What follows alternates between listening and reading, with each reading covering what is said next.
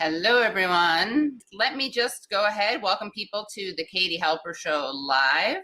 Very excited to have making her Katie Halper Show debut, Samelys Lopez, who is a congressional candidate for Homes Guarantee, proud product of the South Bronx by way of Puerto Rico, daughter of Dominican immigrant mother and PR Jíbaro. So, welcome. Thank you so much for having me. Buenas noches. Buenas. You have a really great campaign video. I thought it would give viewers and listeners the chance to get to know you. Oh, absolutely. If you want to show it, definitely. It's called Red Lines, and it's a little bit about me, my personal story, and the history of the South Bronx that I wanted to use a campaign to highlight. Great. And then...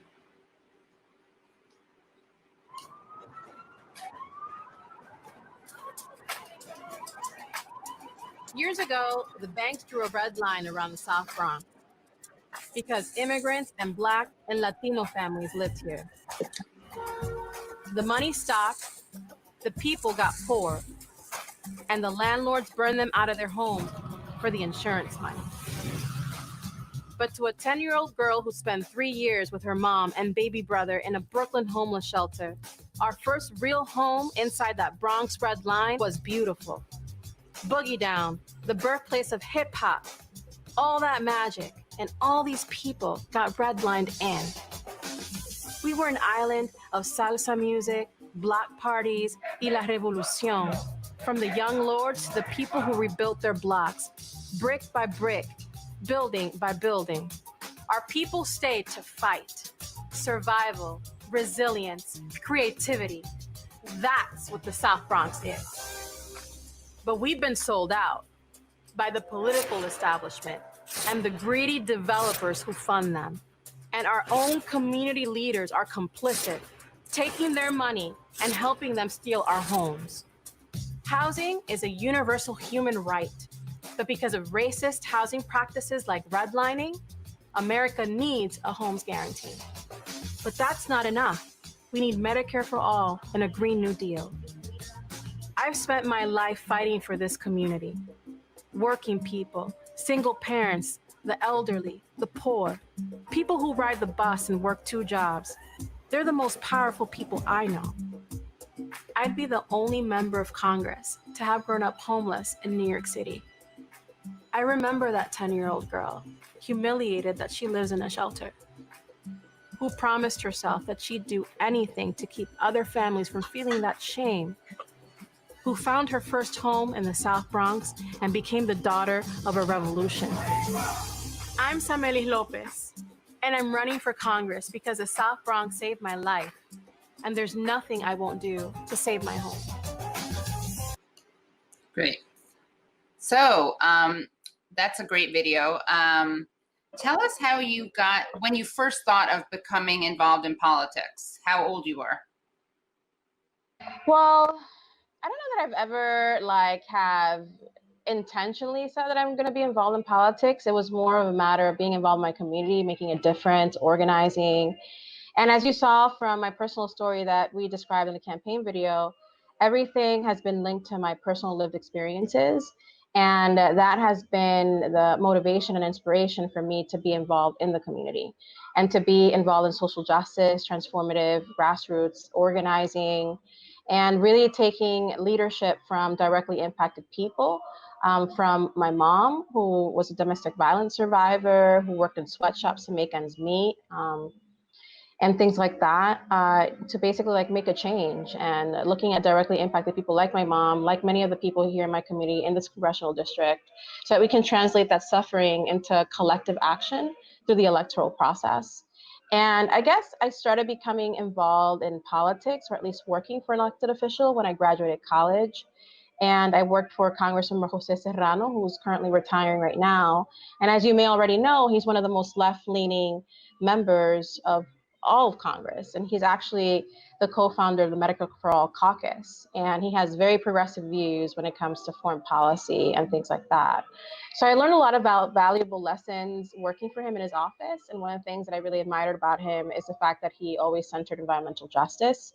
And he always listened to the movement space. That's something that I always got when I was working in his office.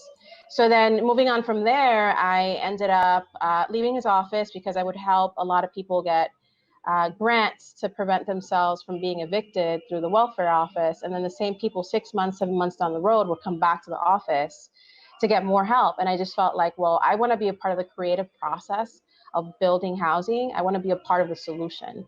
So then I left there, and then I ended up getting a master's in urban planning with a focus in community housing development. So I can learn about affordable housing finance and the development process. And for the past decade of my life, after I graduated, I have been in the affordable housing field, building housing for people who were once in the situation that my family and I were once in, living in the shelters, living in the streets, because I wanted to build housing. I felt like that was something tangible that I can do to give people housing. Because right now, not having access to housing is a public health crisis. Like, people need access to soap and running water right now because of what's happening with the coronavirus. So that's one of the reasons that when I decided to enter this race, which is a long process for me as well, because I almost didn't enter this race. People asked me in the community, in the progressive space, to really consider it, because I've been fighting alongside the trenches in the grassroots movement space here. That's why the most important thing that I'm fighting for in this platform is a homes guarantee, is housing as a universal human right in America, because we're the richest country in the world and there should be no homelessness. No child should have experienced what I went through when I was growing up in New York City. And there's countless of children going through that situation as well. There's a homelessness crisis, and most of the people that are being impacted are children. So we need to build housing, and the Homes Guarantee platform is all about decommodifying housing, not building housing for profit, targeting speculative land practices that artificially increase the cost of rent, and coming up with a national tenant bill of rights so that tenants can have more of a sense of ownership over housing decisions that are made. So it's a really beautiful platform, and it was actually conceived by directly impacted people all over the country that came together to envision a bold housing policy platform that they could live with. So I'm really happy to be running as a Homes Guarantee candidate. And that's definitely the most important issue that resonates with people here in the congressional district, just because this is the poorest urban congressional district in the entire country. And there's a huge displacement crisis and gentrification crisis because of our proximity to Manhattan and luxury real estate developers wanting to come in and kick our communities out for profit. So we really need a working class champion who's rooted in these struggles to fight in Congress and say, the buck stops here with me. And, one of the things that I've done that's different from the other corporate Democrats that are running is that I've rejected real estate developer funding, corporate fact funding, because I want to stay in line with the community. And a way of guaranteeing that is by making sure that I don't owe high dollar donors in big places anything. And, that's basically like, what we're doing in our race that's different than anybody else who's running. We're running a race and fundraising a race that reflects the values of the community and respects our community ancestors and the people that you saw in that video that fought to stay in this community and made this community what it is today, beyond the fires that you all saw in the videos that were happening in the 70s and the 80s.